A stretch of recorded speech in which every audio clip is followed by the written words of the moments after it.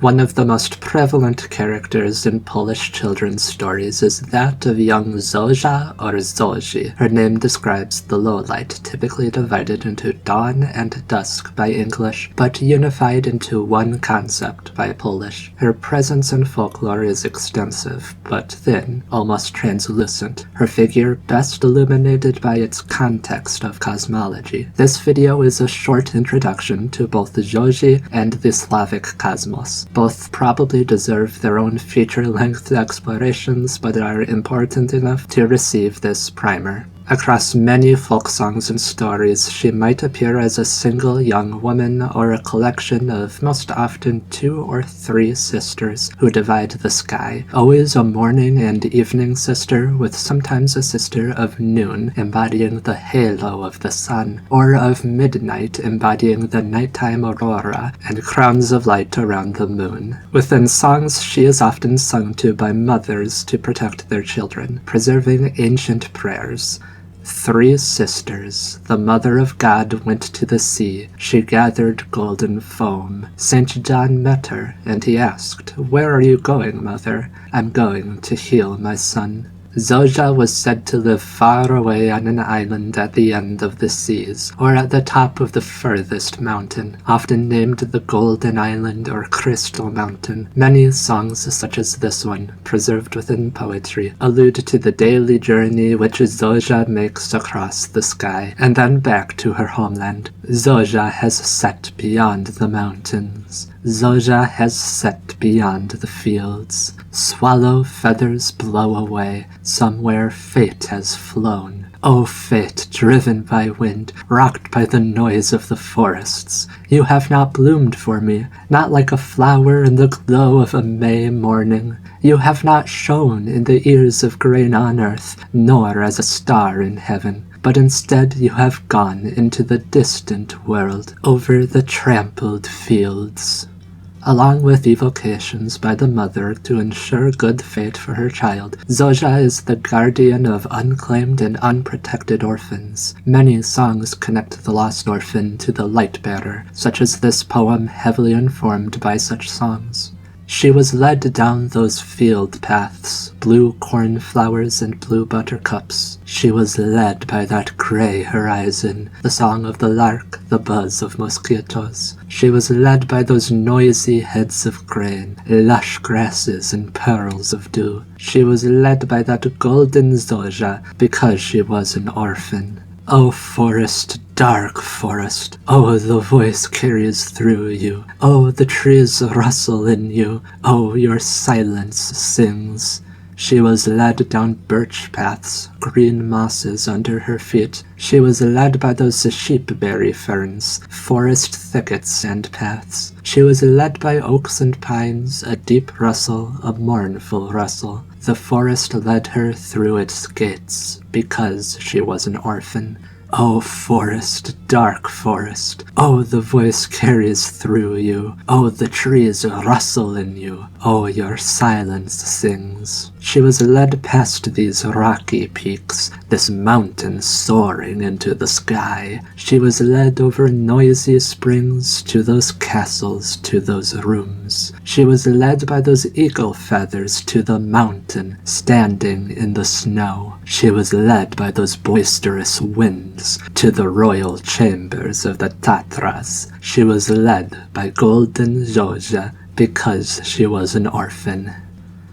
There are not many direct writings about the Dons in folkloric records, but their presence is very often implied by their service to their sister. The sun, according to some, is a bonfire constantly stoked by some old man, at whose will day or night appears. Others, unaware of the reason why the sun shines, only know that, rolling across the sky above us, it illuminates our world, and after sunset it vanishes to the other world. The changes of day and night come from the fact that, at night, having ceased to shine above earth, the sun sinks into the sea beneath the earth and bathes there, until, with the help of 2 spirits, through a tear, the sun emerges on the opposite side of the sky.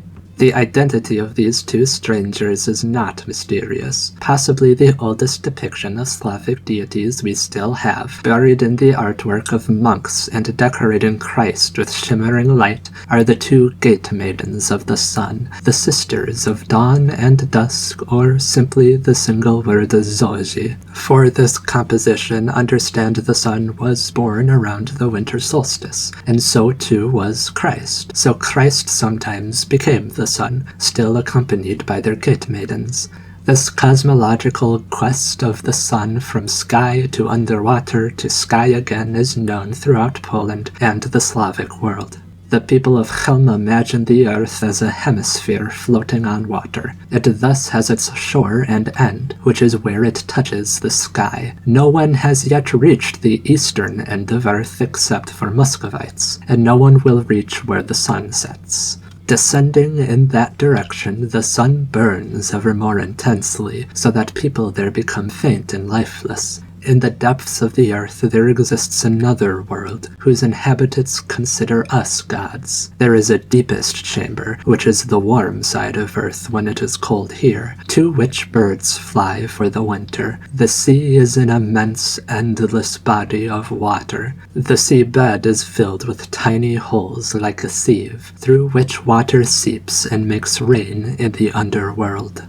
Viewers of our Wolos video will recognize this configuration. There are chambers home to wild spirits and demons, which is like a wilderness, the place Rai, or Virai, where birds roost in winter, and below that is an underworld of ancestors named Navie, or Nav. That threshold between the wild place Rai and Nav is guarded by a great beast. In many Polish stories, this is the great Lord of Snakes, the ancestor of all snakes and child of Wolos, as the devil creates him in a Polish creation story about the origin of snakes and birds. While in many East Slavic stories, this great beast is a mighty magical cat chained to a pole at the threshold, himself likely a child of Wolos or perhaps an avatar of the god, a source of great magic, wisdom, and treachery. His personality, much like the King of Snakes, is also a decent analog for a Lucifer. The ancient man who ignites and stokes the sun, as we'll discuss someday in his own video, is likely old Svarog, or else his son Svarovich. He resides somewhere far above, on Golden Island or Crystal Mountain, an embodiment of the sky world where the sun lives alongside the dawns and similar celestials. The threshold between our sky and the world above is difficult to pin down in folklore. The idea that stars are angels looking down on us might come from Christianity, but interestingly, much folklore reports that instead the stars are ancestors. The fire that used to be their soul can be taken and embedded into the sky. Thus, for example, there are some Pomeranians who identify the Milky Way as the pathway of ancestors. Likewise, the belief that the North Star, Polaris, or another star near it is the eye of God in the middle of the heavens looking down on us is obviously compatible with Christianity, but also has no clear root within it. The king of lightning, Perun, leads this place but also connects it to Earth and spends much time on Earth, since Earth is his wife and our mother, Mokosh, or Ziemia. Below her remain the infinite waters which predated Earth and gave rise to the devil in the time of creation. Here we recount a variant from Kraków, very interesting for its extensive Christian language but very un-Christian cosmology.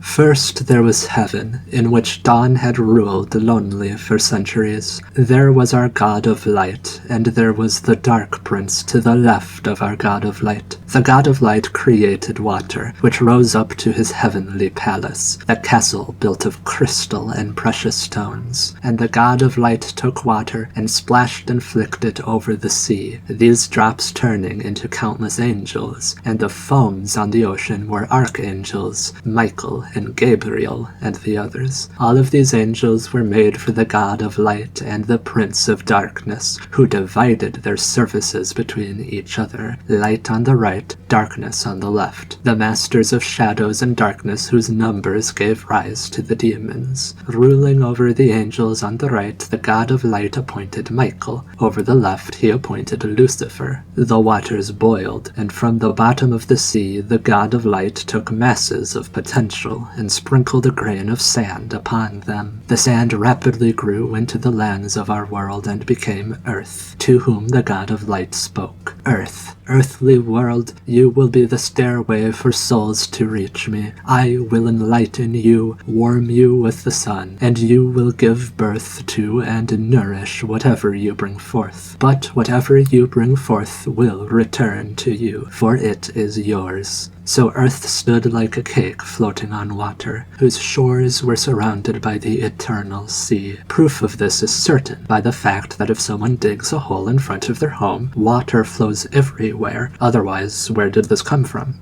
This image of the cosmos, topographically speaking, is familiar, touched up with Christian motif but preserving what we already knew. Quite interesting is that this story, like so many others, rides a peculiar line. The God who made all things will not be the God who enforces the warmth of heaven upon the earth. That will be the role of Michael and his fellow warriors. Even here, the idea that the primordial, life-giving fire Svarug passed on his stewardship of earth to a child, Perun, lord of lightning in opposite to Wolos, the devil, and potentially, as the lord of darkness is named in the creation, but then Lucifer is named. Remember, the lord of darkness, Satan, and Lucifer are actually two different characters in the Bible. This could very possibly be suggesting that as Svarug passed the conflict on to his son Perun, so Wolos passed on the conflict to his son, his firstborn, the lord of snakes, who we discuss in the Wolos video, and the conflict between Perun and the Lord of Snakes, in this story the analog of Lucifer, can be seen in our video about the folklore of Iron Margin.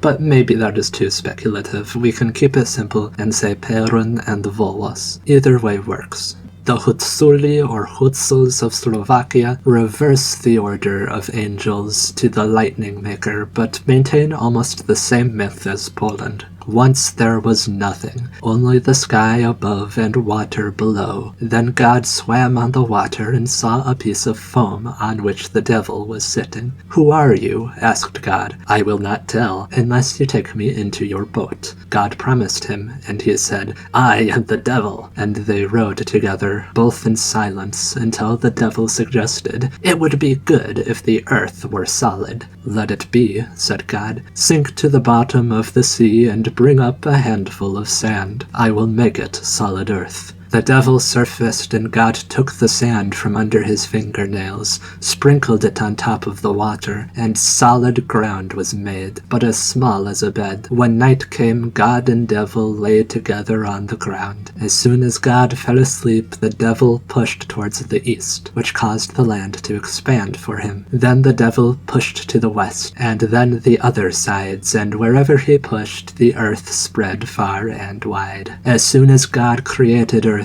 he entered the heavens, but the devil didn't want to stay without him, and he flew after him. Here he heard angels singing praises to God, and he was sorry that he had no one to rejoice him. He approached God and whispered, "What must I do to have such a company with me?" God answered, "Wash your hands and face, and splash the water behind you." The devil did so, and the water droplets he splashed became little devils. There were so many little devils that there was not enough room for the angels in heaven. God saw it, commanded Saint Eliasht to thunder and flash. Eliasht was happy to do it. It stormed, it flashed, and it rained for 40 days and 40 nights. And with that much rain, the devils fell from the sky down to earth. When there was no one left in heaven, the angels also began to fall down. Here, God commanded Eliasht to stop.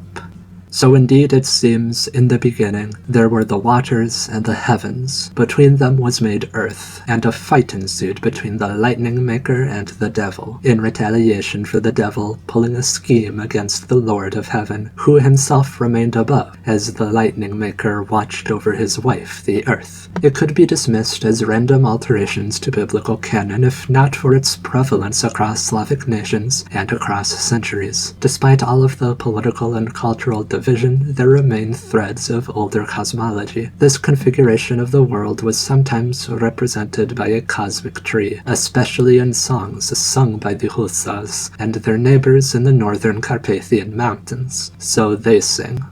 So it was at the beginning of the world, when there was neither sky nor earth. There was just a blue sea down below, and in the middle of it a green oak. On the oak sat two pigeons who held a council, held such a council, how to weave the world. To the bottom of the sea we'll descend, there we'll take the fine sand, the sand fine we will sow, and so will arise the black earth. To the bottom of the sea we'll descend, there we'll take the golden stone we will sow, and so will arise the bright sky, shining sun, bright moon, bright dawn, and all the stars.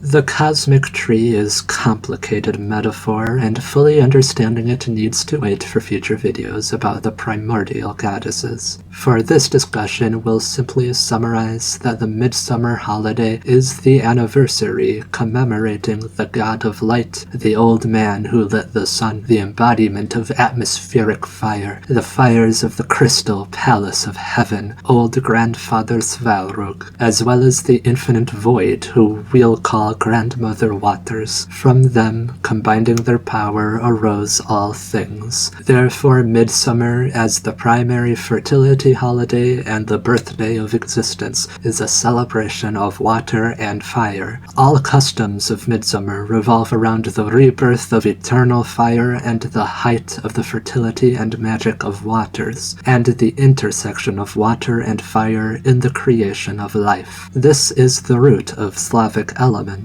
the very same known to most Eurasians, the first generation of fire and water, whose mixing created the airs and winds embodied by the lightning lord, and the soil embodied by the mother land. Since bits of water and fire persist in earth and air, these could be called a second generation of element, and these four interact to form basically the rest of everything. For example, a human being has a body composed of earth within the flesh, and waters within the blood and bile and spittle, and within the lungs is the breath of life which animates us, and within the heart is a little piece of the undying fire. So our grandfather and grandmother live on in our father and mother, who live on into us, animals and humans. We talked a bit about the marriage of Sky Father and Earth Mother in our video about Perun, and we'll discuss it even further in our next polytheism video about Mokosh. But for now, we can finally return to the start of this talk. Now that we better understand the shape of the cosmos through varieties of sources, we can recount an extensive folktale and observe how this traditional cosmos informs us on the divine nature of the story as a likely Christianized rendition of the myth of the goddess of dawn on her quest to find her lost father, the man who lights the sun.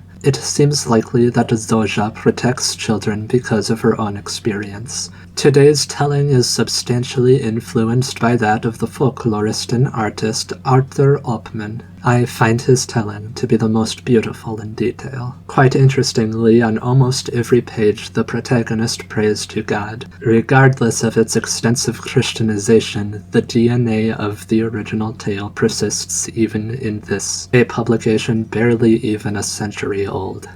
On the yellow shore of the Baltic Sea, ages ago, before the ancient times, there stood a cottage in the middle of a village, inconspicuous and tiny. The village was poor and quiet. It was inhabited by fishermen, and the owner of that cottage was the poorest among them. But although he had neither gold nor silver, nor expensive clothes nor furniture, he did not complain about his fate, because the heavens gave him other good treasures far more valuable. They had strong health, diligence, pure heart, and conscience. He had a good, thrifty wife, and he had a daughter who shone brightly as the dawn. So she was named Zorza, and she loved her father dearly, and he and his wife loved her. She was golden-haired, blue-eyed, fair-faced, always smiling pleasantly, a friend to everyone, like a radiant sun. And as soon as the morning dawned, the fisherman got boldly into his boat and sailed out to sea to cast his net. He caught fish, which he later carried to the nearby castle, and he sold for a nice profit to the castle cook. And Zorza at that time ran to the seashore and looked for bright amber in the yellow sand, and then at home they worked in the evenings, she and her mother, making earrings and chains or decorative bracelets, beautiful trinkets, and they took them to the city and sold them for silver, and that's how they lived. One day, as usual, the fisherman set out on his boat, having tenderly said goodbye to his wife and beloved daughter. The day passed, the evening came, silver stars embroidered the sky, and the two-horned prince moon migrated to the blue sky, and then the night fled and the sun rose again. But the fisherman was still gone, and the night flew away again, and the fishing boat did not return. So distressed by the delay, mother and daughter looked sad and cried bitterly. What could have happened to him? There was no storm to sink the boat. The sea was smooth and calm. There was no news about him anywhere, no advice, no encouragement. So, left to themselves, sitting in their tears, Zorza said to her mother, "Dear mother, it is in vain to wait. Father will probably not return. I have to hit the road. I am strong and I am brave. At the same time, I am well acquainted with the boat, and with the oar, and with the sea. Today I will sail with the swift waves. Maybe God will help me. Maybe I will manage to find father." So mother hugged her and blessed her, and Zorza got into her boat, her tiny rowboat, and sailed into the bright distance. And she sailed on as heaven cleared up, and the air around her was gilded by the golden light of the sun, her blessings. And Zorza, floating, still thinking about what could have happened to her father, her heart bursting with sorrow, she vowed that she would not return to her mother until she found her father. In the blue sky, a single tiny cloud appeared, as tiny as a handkerchief, but before her eyes it grew and kept growing and darkening, the harbinger of a fierce storm. Soon she was seized with fear, not for herself, but for her father. Who would find him if she drowned? So she sailed her boat, and soon the storm began to lightning, and thunder struck like 40 guns roaring. Bloody lightning, it flashed. The sea swelled and foamed. Huge waves rushed by, roaring like a herd of bison chasing a herd of wolves. There was a terrible confusion all around. The boat jumped on the wave crests. It plunged towards the abyss, rose and plunged, but the little wanderer, strengthened by her courage, boldly awaited the end of the storm. She looked up to the storm clouds and prayed for mercy. Eventually the storm subsided, and as it passed away, soon the thunder was just roaring in the distance like cannons far away, and the sea fell calm and gentle, and Zorza's boat sailed between two abysses, the stars above and the stars below.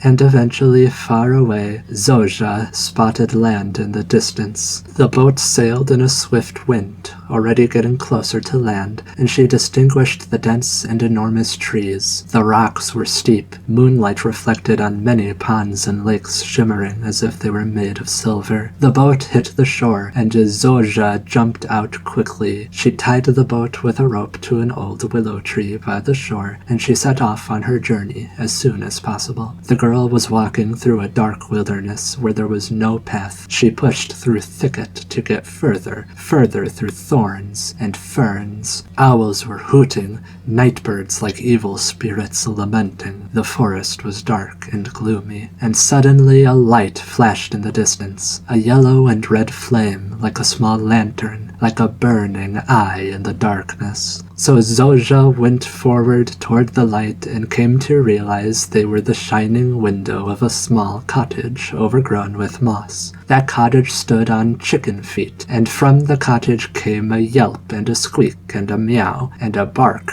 a snoring and a moaning, and suddenly a hand appeared from the window, thin, long, and stringy, and as Zorza passed by, the hand seized her braid. The girl was frightened, but before she could scream out in fear, the hand had already pulled her through the window into the cottage. Zorza looked around and saw herself held by the braid by a strange woman. Her scattered gray hair hung almost to the ground. Her eyes burned like coal. Her nose was crooked like a hook. Her teeth were yellow and crooked, and there were plenty of creatures around. Dogs, cats, crows, ravens, salamanders, lizards, even a crocodile. Everything was screaming like crazy, whining, screeching, calling, purring, until the girl fell to the ground half fainting, and the woman asked, "Why did you come here, girl? You have wandered here to your own ruin. You will not leave. You will not return home again. Never again in your life will you see neither father nor mother, nor your native cottage, nor your dear homeland. I am the grandmother, the child trapper. I have been sitting in the wilderness for 1,000 years now, and I catch lost children, and I eat them, and I'll do the same to you soon. I'll quarter you, and for tomorrow I'll have a delicious roast."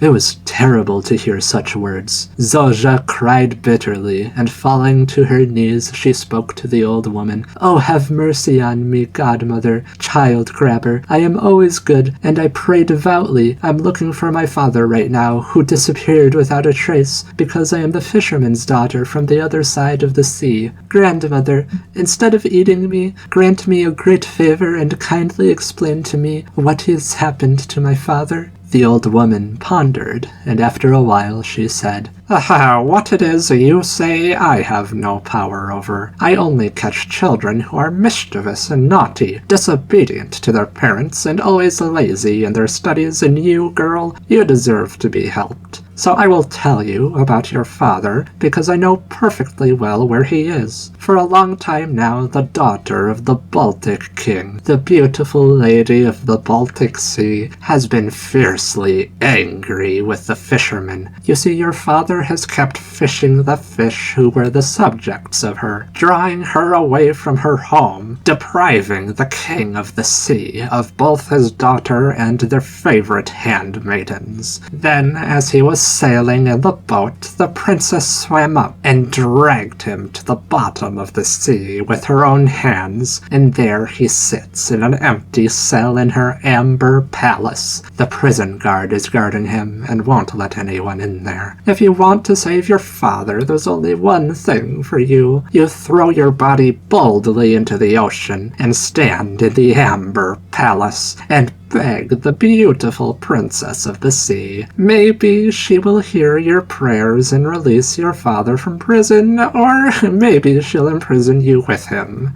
Zorza thanked grandmother and set off on her journey as quickly as possible, even though the night was gloomy all around, even though the wilderness was full of animals. Lynxes purred, wolves howled, and bears roared. But Zorza was not afraid. Her father's love gave her strength. What do wild beasts mean to her when her father languished in prison? She went straight to the seashore. She stood above the water, and bang! Into the gray, murky waves she dove. Suddenly the Baltic Sea began to rock. The sea depths opened up, and the girl fell to the bottom of the sea like a heavy stone. Soon she was standing on the yellow sand which lies at the bottom of the sea. She looked in the distance. The palace shone, the beautiful amber palace. So in this direction she ran as quickly as possible. There were guards in front of the palace, 2 huge whales. They wielded fierce halberds, and they had swords at their sides. "What do you want here, little girl? Why do you come to the bottom of the sea?"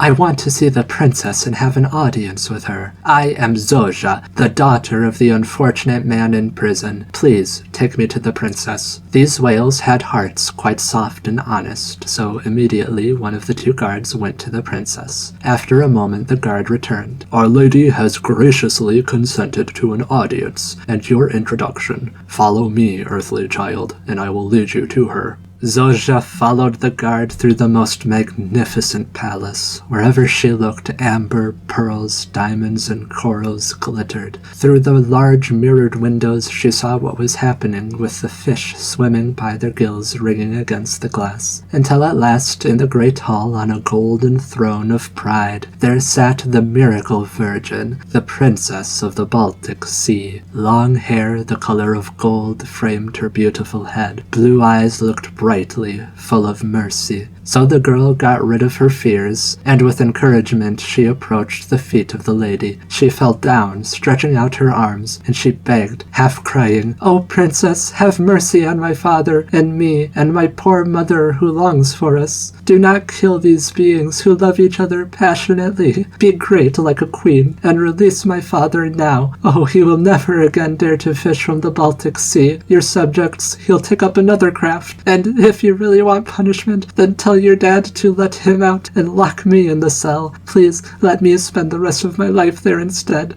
Thus prayed poor Zorza. Tears flew from her bright eyes, and everyone that fell to the ground immediately turned into a pearl. And the princess rose from her throne, and she approached the girl, and she put a soft hand on her braided head. "Your love has moved me. It is rare to find a heart as honest as yours. I will release your father from his cell. I will take you to him soon, and to show my grace, I will reward you royally." So the beautiful lady walked with Zorza through the castle corridors, and they went to the basement where the poor prisoners sat. The doors were covered with iron. There were no windows. The only light rained from above. It was dark and gray. Oh, what a terrible prison. The guard who accompanied them took a key from his bag and opened the door. There in the cell, dear father sat. He had been sitting for so long. Zorza grabbed him by the neck and kissed and caressed him. How surprised he was when he saw his daughter, and with her the miracle virgin, the lady of the Baltic Sea. "You are free," the lady said. "Free thanks to your daughter. A good child is your virtue. She has freed you from your bondage." The fisherman immediately fell at her feet and thanked her most humbly. Then he embraced his daughter, kissing her forehead, crying. And the princess continued, "May you live in prosperity from now on. I only ask that you abandon your craft and no longer catch fish. I will give you plenty at once. Come with me to the treasury." And the three of them went together. There were whole stacks in the treasury, shining pearls and corals laying there on the floor like sand. "Take as much as you want. Fill a whole basket." And immediately the fisherman and little Zorza got to work, and the basket was already full to the brim. And the princess said, "Let them harness my dolphins to the golden carriage. I will lead these land dwellers to the shores of their country, because I want to show my favor to the little girl." And with a flash, 2 little dolphins raced in, harnessed with blue ribbons to a golden carriage. The beautiful maiden helped them on. The fisherman went in with Zorza. The guard pulled the basket into the box, and the dolphins set off immediately. They sailed straight to the coast where the fisherman's cottage stood, and on the sand along the shore the travelers disembarked. Zorza bid farewell to the miracle virgin and gave her the most tender thanks. The old fisherman fell at her feet and promised to change his life. Then the waves rose, and the dolphins and beautiful carriage and beautiful lady of the Baltic Sea disappeared. And Zorza and her father carried the basket to the cottage and her beloved mother, who was waiting for them with a longing. What joys there were, what incredible happiness. From then on, all 3 of them lived happily. Instead of a cottage, the fisherman built a beautiful manor and built a stable next to it. And then both with barns and a sheepfold he founded a large farm. He never caught fish in the sea, and Zorza very frequently embarked across the sea to again visit her royal friend at the bottom in her amber palace.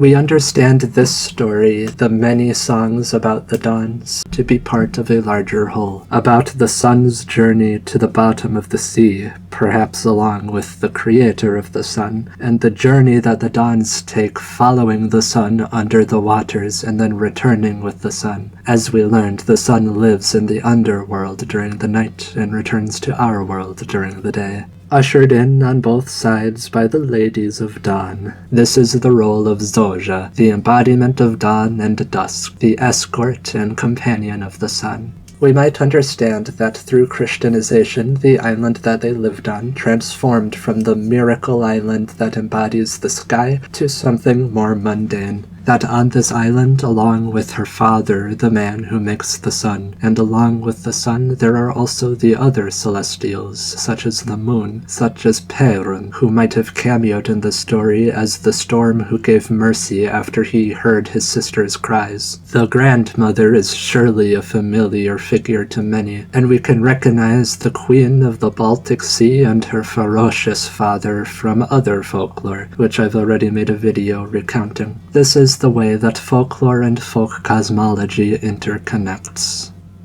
I am greatly tempted in making this video to keep talking and talking for another half an hour or an hour, but sometimes short videos are okay. And reading over the script, I am rather fond of its narrative focus. So instead of an exhaustive study, this video will just be as it is. A few pleasant stories to help understand the way that the cosmology fits together. I hope that it was helpful or at least interesting. Thank you for bearing with me. As you may or may not be able to hear in my voice, I am currently sick. I'm not doing great. But I was struck with inspiration to finally make this updated version of this video, so I finally just did it despite being sick.